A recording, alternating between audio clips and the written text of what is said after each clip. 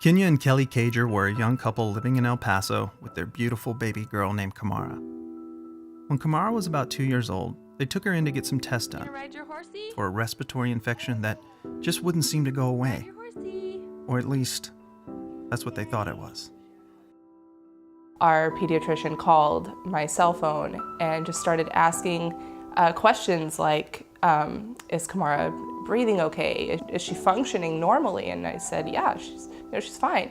He said, we think she's got a viral infection of her heart that's causing her heart to not be able to function as well as it should. You think, well, that's easy. Give us some medicine, give her some fluids, whatever we need to treat it, and we would be, on our way. But it wasn't that simple. It wasn't just a virus. She had a condition called cardiomyopathy, a disease that can lead to heart failure. The Cagers had to move to Houston, and after several months, Kamara would receive a much-needed heart transplant. One of the things that I think so many people think is that, a transplant is a fix, and that would fix our problem, and that, the team at Texas Children's was very adamant that we understand that was not a fix, that we were trading one unmanageable disease for a more manageable disease. And it was manageable. Kamara did remarkably well for the first year, but the transplant had really taken a toll on her body. Her kidneys weren't recovering from just some of the trauma, so she was having to do dialysis.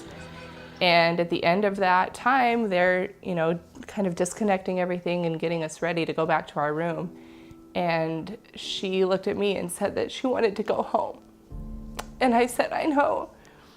And that's what we're trying to do. We're trying to get you better so that we can go home. And that was the last thing that she said to me. And she closed her eyes, and she never came back from that. And she went home. She was tired.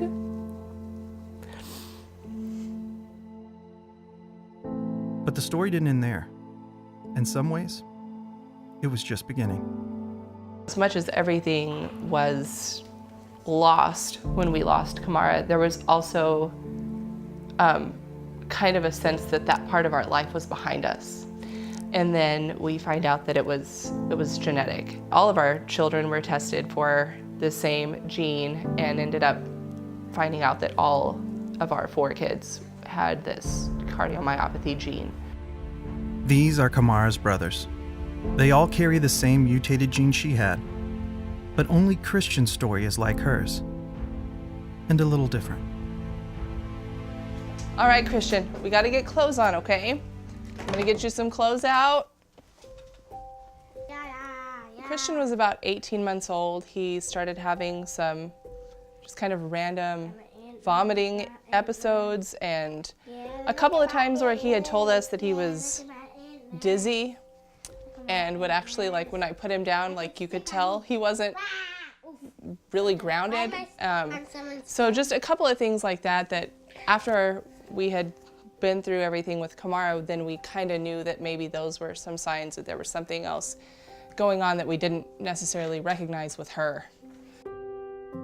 I think because we were able to start treatment so much earlier, he just never got as sick as Kamara did. So we were able to get him listed for transplant. And then within just about 10 months of being listed, we got a call that he had a heart. Why did we have to come to the hospital today? I'm getting a new heart. Yay, so you can get your new heart? And walked into the hospital, and 12 hours later he was out of surgery, and 8 days later came home. So his journey was just completely different than Kamara's. So, Christian, you ready to go? Let's go, bud. We are going to Texas Children's for an appointment. We go a lot. Clinic appointment, lab appointment, something. About once a week we've got to go for something, so.